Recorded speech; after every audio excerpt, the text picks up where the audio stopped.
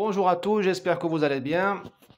Je suis en forme, même si ma voix est un peu étouffée à cause d'un petit épisode grippal, mais qui est presque derrière moi. J'utilise le micro près de la bouche parce qu'on m'a reproché le niveau du son. Quand les finances seront meilleures, j'aurai un meilleur micro. Quand je serai subventionné par France Inter ou par France Télévisions, par le ministère de la Culture, peut-être, qui sait. Non, je préfère être indépendant que d'être subventionné. Au moins, on peut dire ce qui nous semble être vrai. Notre époque est malade de, de dépendance, finalement. Tout le monde ou travaille pour quelqu'un, ou financé par quelqu'un, ou a peur de quelqu'un. Ce qui fait que nous avons la pensée unique et que les gens s'autocensurent.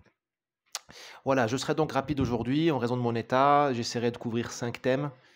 Le délire de Sciences Po Paris, le délire de Transmania, le discours inutile de M. Macron sur l'Europe. La Sorbonne a vu d'autres discours plus glorieux et plus intéressants que cette perte de temps financée par nos impôts. On parlera également de ce qui se passe aux États-Unis et, si on a un peu de temps, de GPA. Alors, premièrement, délire à Sciences Po. Je résumerai la situation dans les termes suivants. Idiot utile. Idiot utile de l'extrême gauche, idiot utile de l'islamisme, mais aussi, comment dirais-je, ce sont des gens qui ont tiré des conclusions. Il n'y a pas que des imbéciles et des abrutis et des fous parmi les occupants, ceux qui occupent Sciences Po ou ceux qui occupent les grandes universités américaines au nom de la défense de la Palestine. Il y a aussi des gens qui ont compris, qui ont tiré les conclusions du déclassement de l'Occident, qui ont tiré les conclusions du 11 septembre. Le 11 septembre, l'Occident s'est fait casser la gueule. Hein, les deux tours jumelles, c'est une castration symbolique, hein, symbole phallique, tout ça. C'est pas moi qui ai l'esprit malade, il faut en parler à Freud. Et nous n'avons jamais réellement vengé ça. On a fait des immenses bêtises en Irak et en Afghanistan. On a tapé au-delà, on a tout fait pour être hors sujet. Les Américains ont tapé hors de la cible, qui n'était pas l'Irak ni l'Afghanistan. Vous savez où la cible est. Hein. Vous savez où la cible est. Elle est un peu au sud de l'Irak. Et puis, il fallait répondre d'une manière symbolique aussi, au-delà du militaire, recréer la majesté de l'Occident pour humilier l'islamisme de Bin Laden. Or, qu'est-ce que nous avons fait depuis 2001 ? Nous avons versé dans l'orgie, la promiscuité sexuelle et dans l'imbécilité collective avec les précieuses ridicules de l'environnement, hein, je ne vais pas les citer, avec le féminisme dingo, avec le mouvement là, de LGBT, ce qui est devenu, et ainsi de suite. Nous sommes devenus des risibles, alors qu'il aurait fallu démontrer à l'islamisme que l'Occident est majestueux, hein, au niveau de Michel-Ange, Chapelle Sixtine et autre chose. Nous avons sombré dans le rap, le porno et les politiques de discrimination dites positives. Bon, donc nous sommes devenus la risée du monde. Et j'oublie l'épisode du Covid où nous avons démontré aux musulmans d'abord que nous sommes aussi fanatiques qu'un islamiste. Parce que l'islamiste voile sa femme pour la sauver des maladies de l'âme. Nous voilons tout le monde avec le masque, hommes et femmes, pour les protéger soi-disant d'un virus. On a la même bêtise dans la tête, c'est le même fanatisme. Le calvaire, ce qu'on a fait subir aux non-vaccinés et aux non-masqués, c'est ce que font subir les islamistes aux femmes non-voilées. Bon, vous me direz, oui, nous on lapide personne, bah oui, nous on suspend les soignants, et on met en tôle, ou on met une amende de 135 € à ceux qui n'étaient pas masqués. Bon, franchement, je vois une petite différence de degré. Encore qu'en Australie et en Nouvelle-Zélande, les autorités de là-bas, de ces deux pays, ont été aussi, je le dis, je le souligne, aussi fanatiques qu'un islamiste lambda. Bon, fermons cette parenthèse. Donc, ces jeunes-là de l'IEP, il n'y a pas que de l'imbécilité là-dedans. Il y a un immense cri de vérité qui disent que l'Occident, c'est fini. Et donc, il est hors de question qu'Israël, qui est un des derniers pays occidentaux qui a encore des cojones, pour dire les choses comme je les pense, qui a encore une ambition, qui va encore survivre. Israël, contrairement à la France, veut encore survivre. La France se dilue dans l'Europe. Hein, on en parlera bientôt dans le discours de M. Macron. La France veut mourir. Le consensus politique français aujourd'hui, de gauche comme de droite, est anti-français. Il a acté la mort de la France et sa dilution dans l'Europe dite puissance. La bonne blague. Israël, comme la Corée du Sud, comme l'Indonésie, comme la Malaisie, comme le Panama, comme je ne sais pas quoi moi, le Mexique, ne veut pas se diluer, elle veut persévérer. Dans 50 ans, les Israéliens veulent être Israéliens. Dans 50 ans, les Français, en tout cas ceux qui le gouvernent, veulent être Européens. Donc ces jeunes-là, ils en veulent à Israël parce que c'est une alternative. Ils auraient pu être des Occidentaux comme les Israéliens. Les Israéliens sont les derniers Occidentaux qui ont encore l'ambition, l'agressivité, l'envie de dominer. Ce sont des vertus, ce ne sont pas des défauts. On ne fait pas des pays avec des bisounours. Donc, ils ne protestent pas contre le sort des Palestiniens, qui est extrêmement triste. Ils protestent contre la virilité d'Israël. Ils ne supportent pas qu'il y ait encore des Occidentaux capables de se battre et de mourir pour une cause qui ne soit pas la manière avec laquelle on se fait pénétrer dans un motel miteux sur une route secondaire. Je dis des choses comme je les sens. On dit que la vérité sort de la bouche des enfants. Moi, je dirais que la vérité sort de la bouche des gens qui sont grippés, qui ont un rhume qui ne veut pas passer. Vous voyez ce que je veux dire? C'est ça qui nous rend dingue, ça qui les rend dingues, ces étudiants de Sciences Po. C'est comment se fait-il qu'Israël ne pense pas à la transition de genre, ne sacrifie pas tout au nom de la manière avec laquelle on va se... voilà. Bon, vous voyez ce que je veux dire? C'est ça le truc, c'est juste ça. Il ne faut pas croire. Ils ne savent même pas situer la Palestine sur une carte. Je les mets au défi de situer la Palestine sur une carte. Quand quelqu'un ne sait pas distinguer un homme d'une femme, il ne peut pas distinguer la Palestine de l'Égypte ou du Liban sur une carte. Enfin, quand même, soyons sérieux. La Palestine n'est pas l'objet de la lutte de ces jeunes-là. Ce qui est l'objet, c'est le démantèlement terminal de l'Occident. Ce sont des virus mentaux. Ce sont des virus mentaux, c'est la gangrène. Voilà, elle bouffe les derniers tissus pour faire place nette, hein, place nette de M. Darmanin. Ils veulent faire place nette à autre chose, l'islamisme, d'autres choses. En tout cas, ils ne veulent plus de l'Occident tel que nous l'avons connu. Je suis très dur avec ces étudiants-là.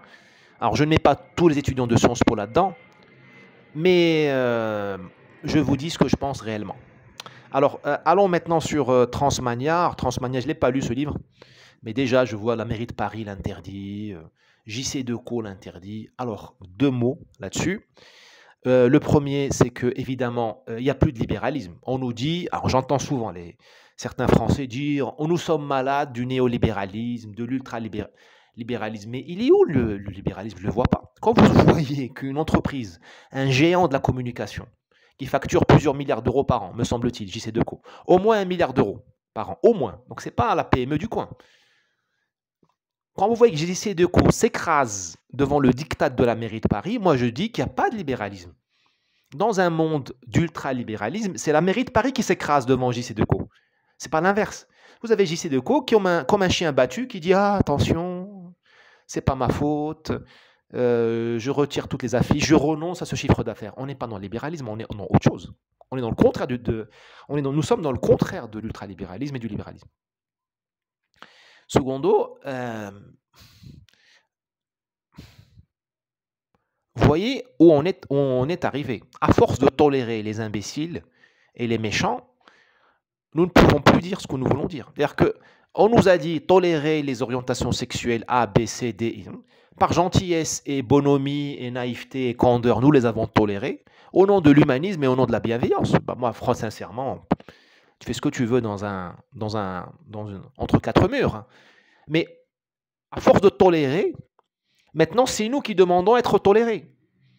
C'est-à-dire, on doit convaincre tous les dingos de la terre et les extrémistes et les fanatiques, parce que extrémiste, ce n'est pas seulement synonyme de islamiste. Hein. Vous avez des extrémistes fanatiques chez la cause LGBT, au sein de la cause LGBT, comme au sein de la cause de l'environnement, du climat, etc. D'accord? Donc, nous, à force de tolérer les extrémistes au nom de la bienveillance et de la tolérance, maintenant, nous devons nous excuser d'écrire des livres qui racontent des choses. Moi, je n'ai pas lu le livre de ces 2 jeunes demoiselles qui ont fait Transmania. Mais je m'en fiche. Je ne sais pas si je vais le lire. Ce n'est pas mes causes, c'est pas mes mais il y a le principe de libre expression. Et si on n'est pas d'accord avec ce livre-là, on poursuit en diffamation. Injure, calomnie. Enfin, l'arsenal légal est là. Mais à force de tolérer les abrutis, les imbéciles, les dingos, les fanatiques, eh bien, les gens bien, les gens qui veulent faire leur travail, eh bien maintenant, ils doivent demander carte blanche à la pire, aux ennemis de la démocratie, aux ennemis de la libre pensée. Vous voyez ce que je veux dire? Nous sommes, c'est bien fait pour notre gueule, parce qu'on s'est fait piéger. On nous a dit oui, vous ne vous rendez pas compte le sort des homosexuels, tout ceci, cela. Vous ne vous rendez pas compte le sort des migrants, vous ne vous rendez pas compte le sort de l'environnement. Finalement, au bout de 20 ans, on est enchaîné et les clés de nos menottes, nous les avons données aux extrémistes et aux dingos. Il n'y a rien à négocier avec un extrémiste ou avec un dingo. Il n'y a rien à négocier avec eux. Rien. Il n'y a pas de négociation. Monsieur Macron serait un véritable président de la République. Il aurait censuré la mairie de Paris, au sens censuré, au sens de contredire et de publiquement de désavouer la mairie de Paris pour rétablir les droits de transmanêtre à être affichés partout. Encore une fois, si ce bouquin offense la Constitution ou les lois, ben, il n'y a qu'à le poursuivre.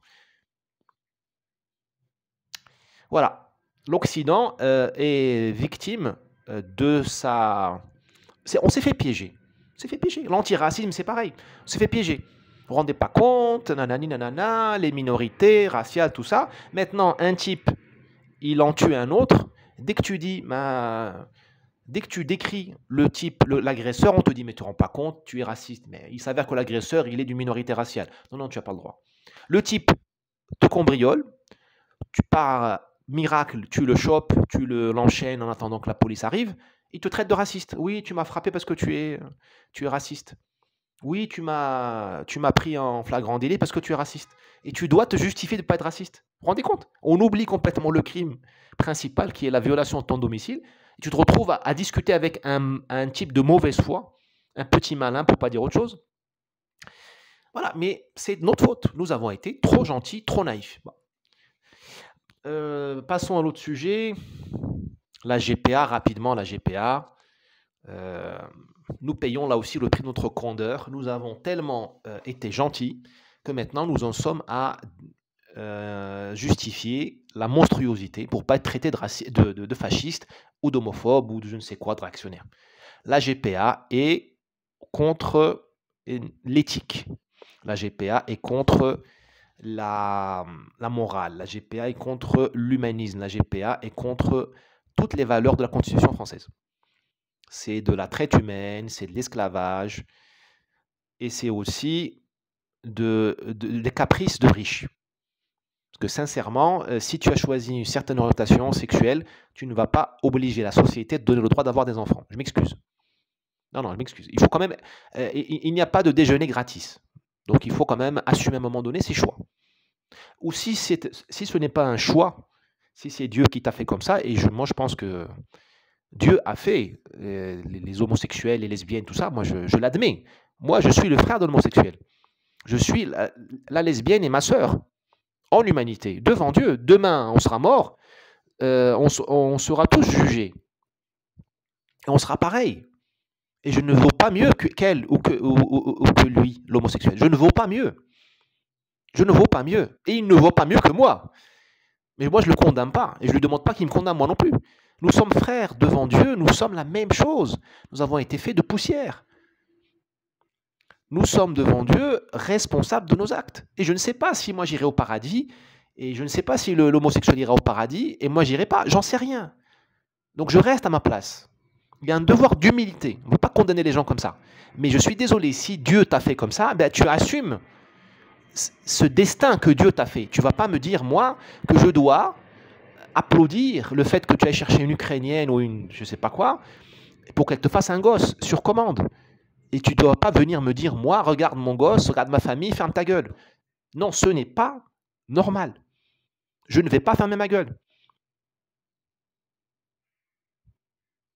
Ça me semble... Enfin, vous avez bien sûr remarqué que le monde musulman français se tait.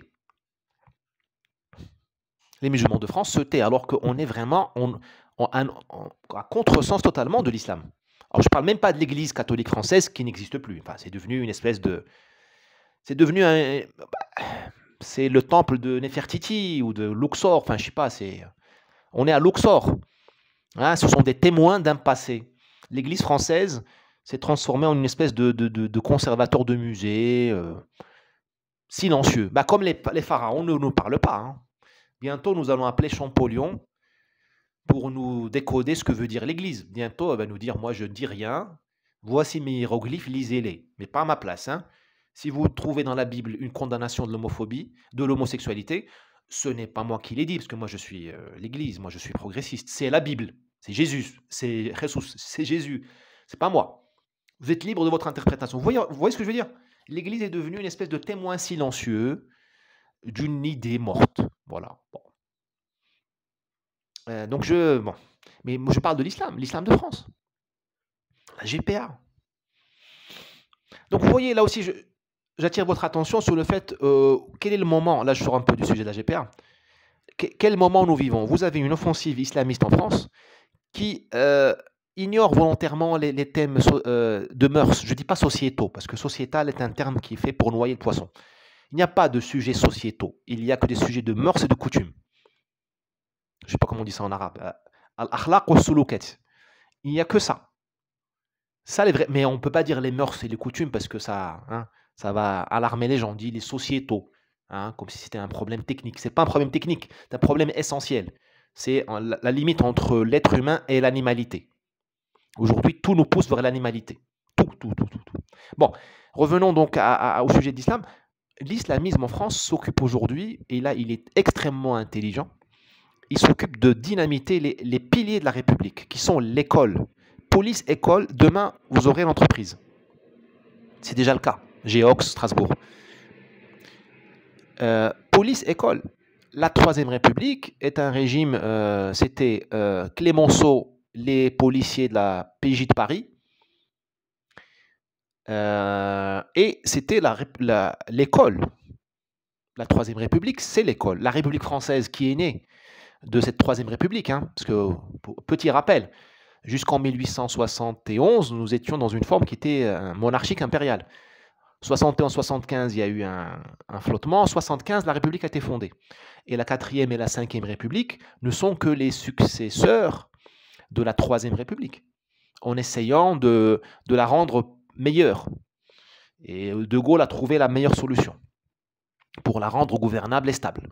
Mais on est dans le moule de la 3e République. Et cette République-là, c'était l'école. L'école. Gambetta, Jules Ferry. Que font les islamistes? Ils dynamitent l'école. Les proviseurs se cachent pour ne pas mourir. Ils prennent leur retraite anticipée.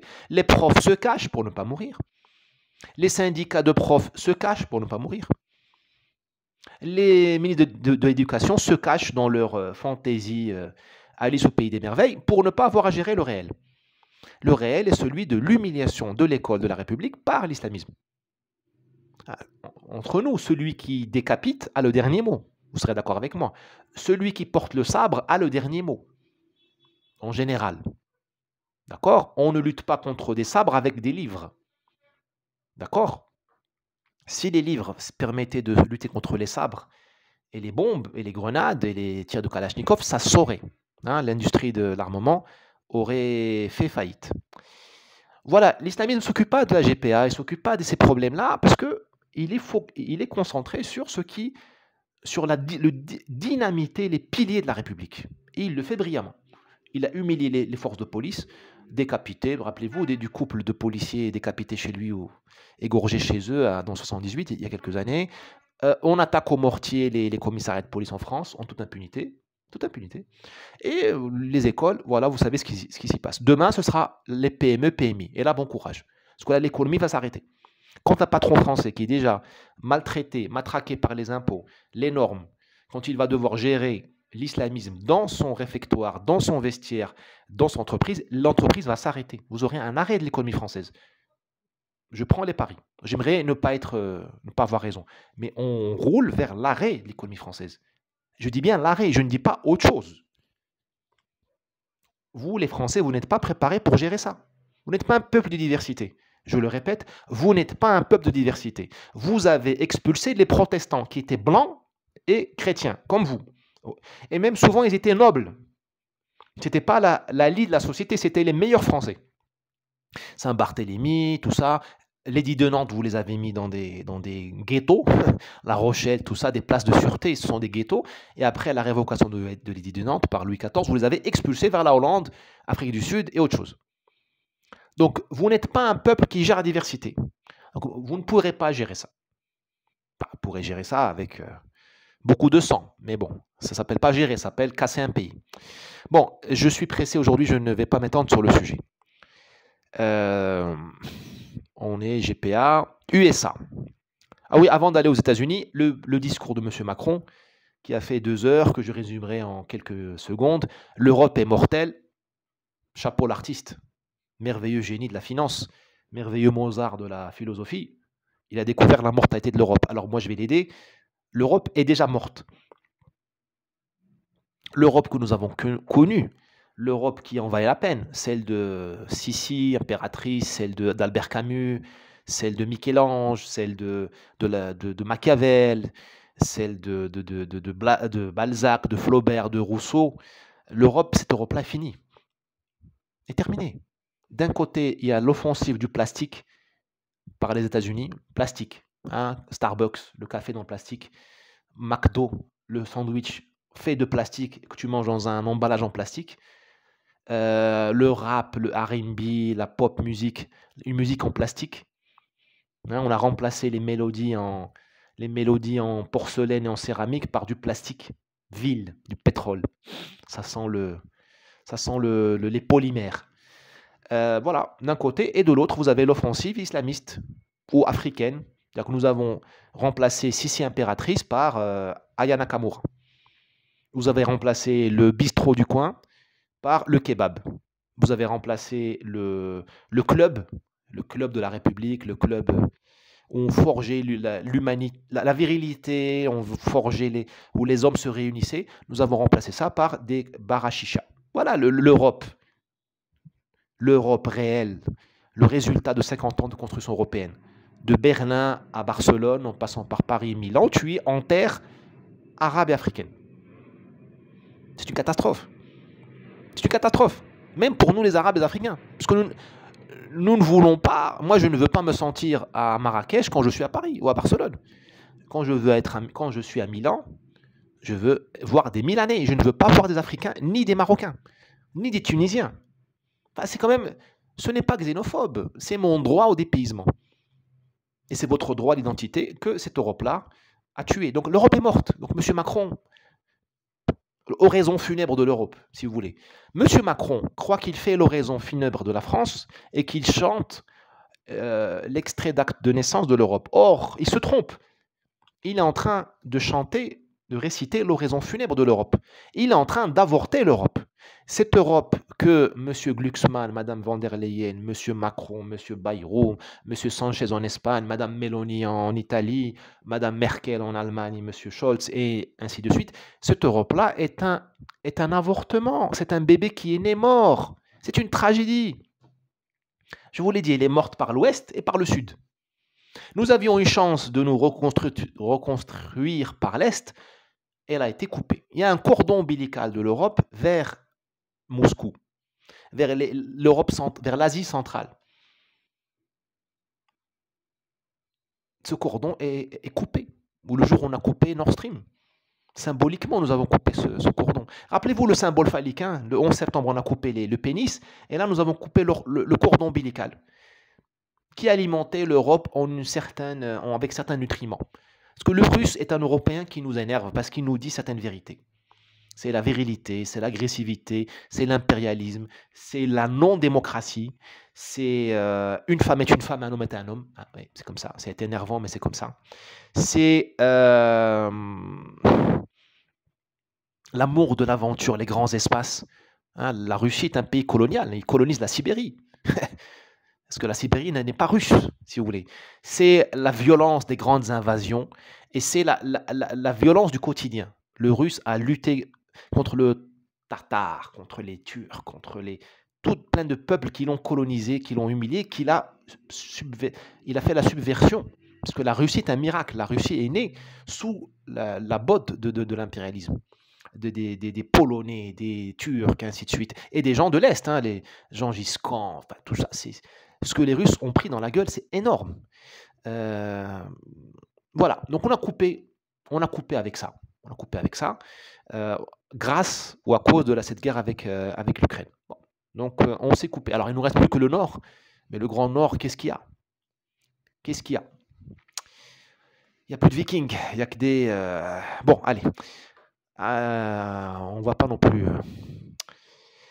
Je ne vais pas terminer l'oraison funèbre. Il y a toujours de l'espoir. Peut-être qu'on regarde vers le ciel, parce que les 4 points cardinaux, il n'y a que l'horizon est bouché. Peut-être que si on regarde vers le ciel, peut-être que nous aurons un salut. Dernier point, oui, les États-Unis. Rapidement, la mort du monsieur afro-américain, noir, par la police de je ne sais quel État, je ne sais plus. Vous avez vu les images, un classique. Ils ont comprimé la cage thoracique du type, il est mort. Il leur a dit, je ne peux pas respirer, I can't breathe. Et ils ont quand même continué à faire ça. Alors, d'abord, 2 choses. C'est ignoble.